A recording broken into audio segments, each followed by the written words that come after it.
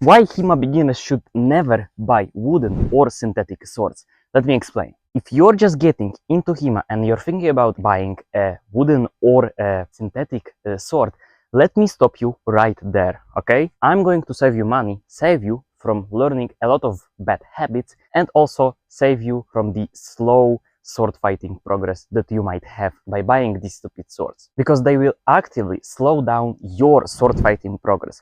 Because wooden and synthetic swords are the worst middle ground in HEMA training. And today I'm going to explain you exactly why. If you don't know me yet, hi, I'm Michael Kozin and I have nearly 3 years of longsword experience in historical European martial arts.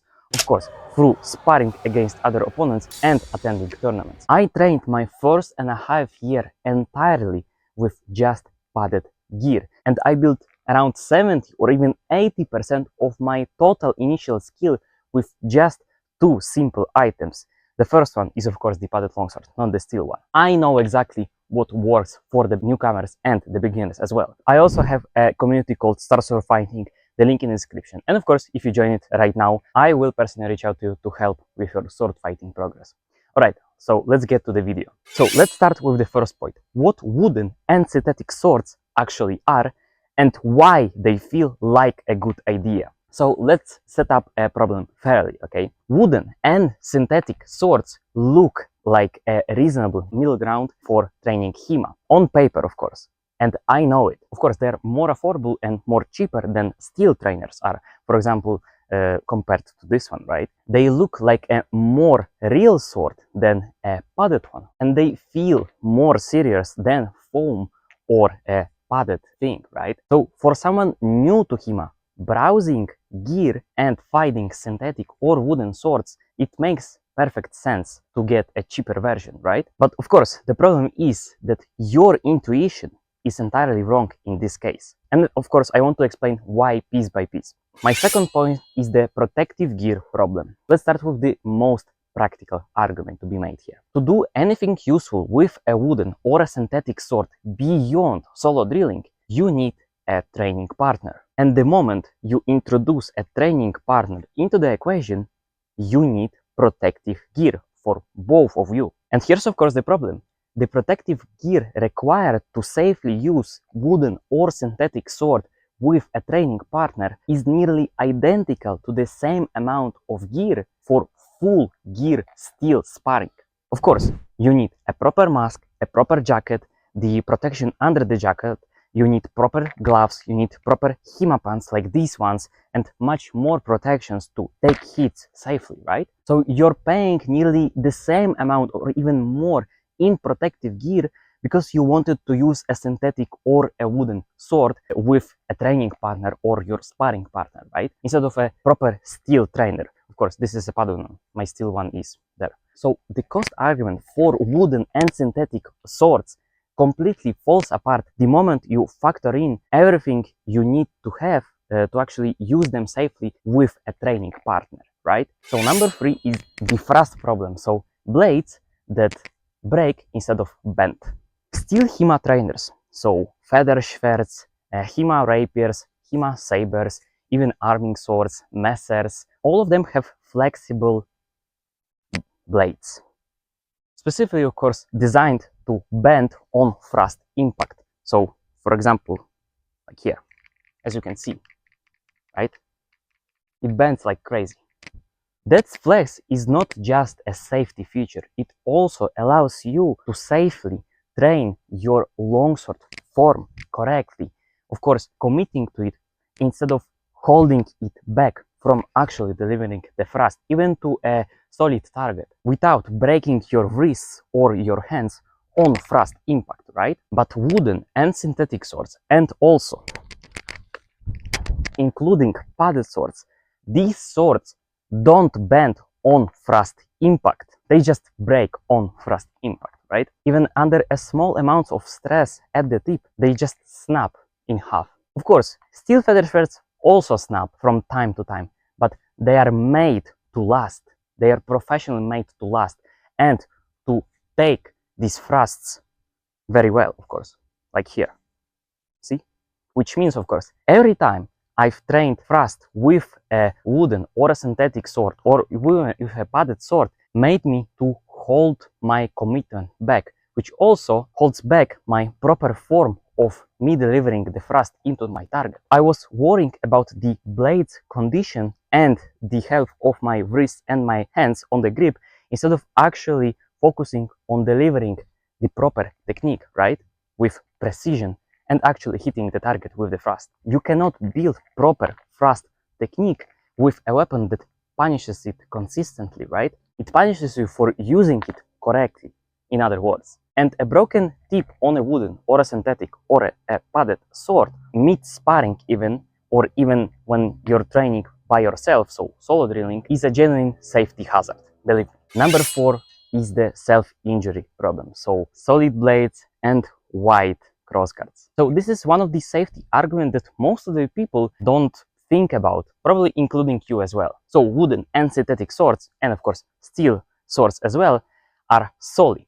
Unlike padded swords, they have no give.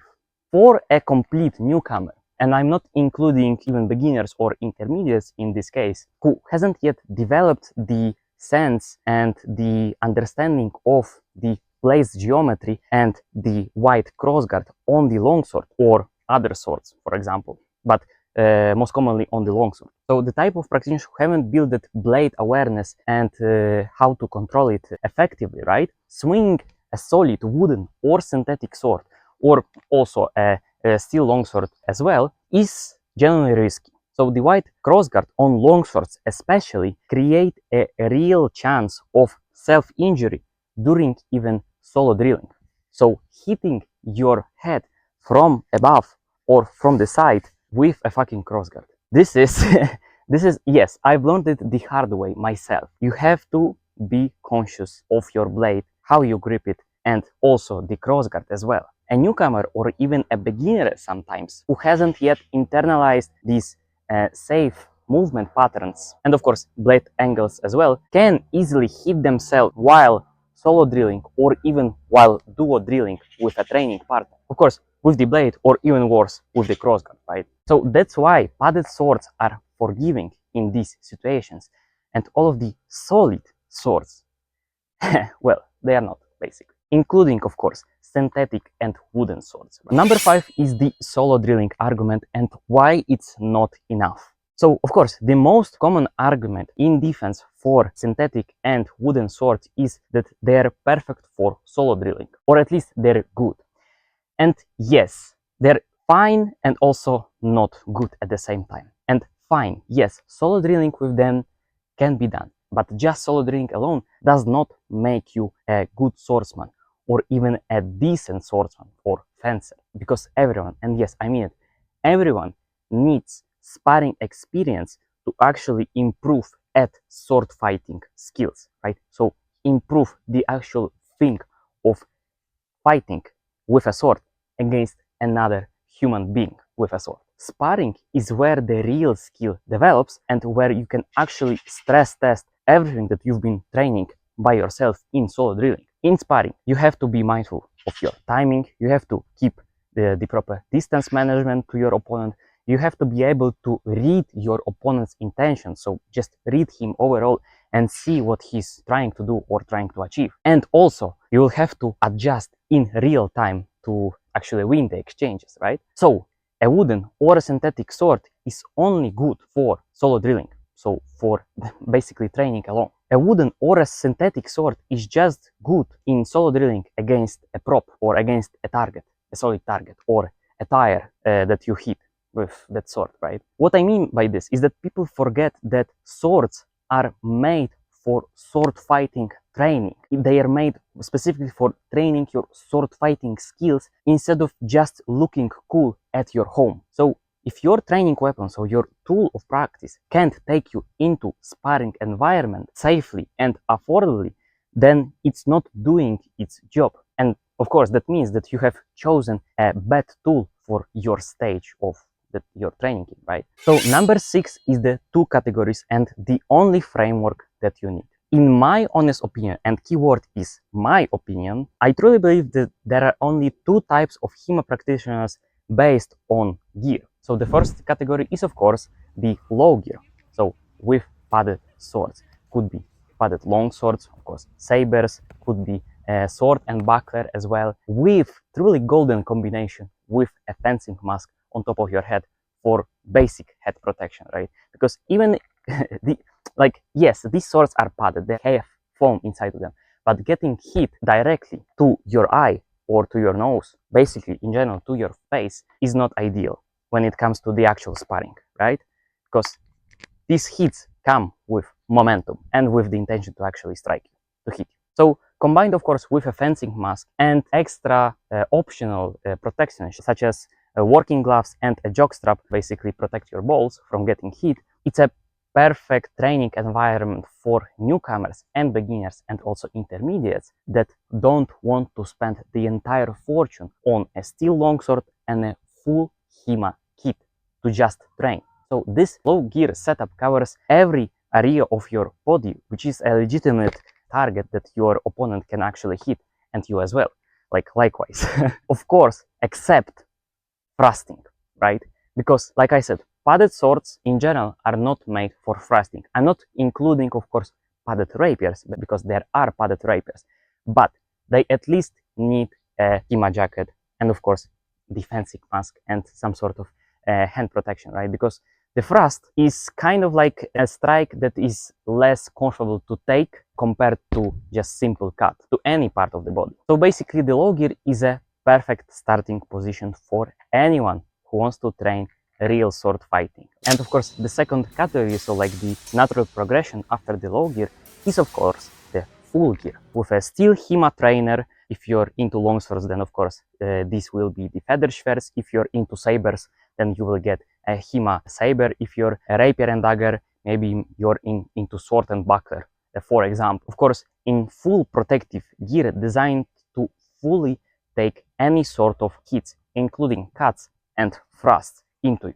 And that's why wooden and synthetic swords fit into neither of these two categories that I presented to you. They are not safe enough in low gear, where there is only a fencing mask and just a few of the protections, like the gloves and the jockstrap, because they're too solid to take even cuts or like take direct hits from them to the bare skin or to just basic sportswear. And they're also not appropriate for full gear sparring as well, because they're not made for safe thrusting, because the blades of these swords don't bend like these do. So they're a false middle ground that gives you the worst from both worlds, from both categories at the same time. So number 7 is what to actually buy. So these are my recommendations. If you're a complete newcomer, or you're a beginner, or you're someone who's interested in HEMA but doesn't have enough funds, enough money to buy the steel sword and the full kit, then start with low gear, okay? I personally trained my first year and a half even with just a padded longsword, because I wanted to train longsword, and with a fencing mask. I'll present you an image of one here. The padded longsword that I recommend myself is from the Polish company named Gonal. And the rough price for such a padded longsword is around $72, roughly, alright? And a basic fencing mask, because you don't need the perfect, the most protected fencing mask for the padded longswords, costs even less than a padded longsword itself. So that specific combination gave me an access to solo drilling, to duo drilling, and to sparring environment. Of course, in low gear, right?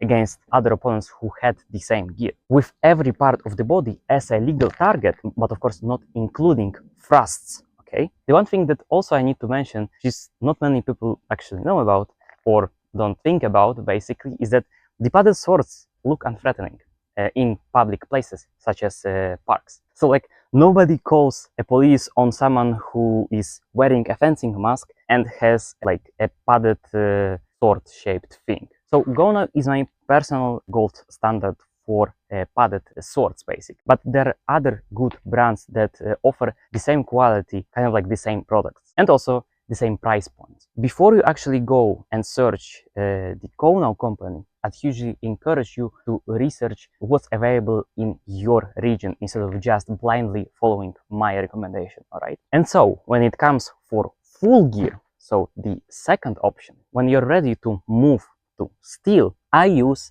and recommend feather swords from a company named Sigi. I personally use the Sigi King that you're seeing right here, which looks like a real sword, but this is actually a feather sword. Let's say a HEMA longsword made for safe sparring and basically tournaments in general, because the sword bends like a feather sword. But hear me out, I would not recommend specifically Sigi King as a first steel longsword. Why?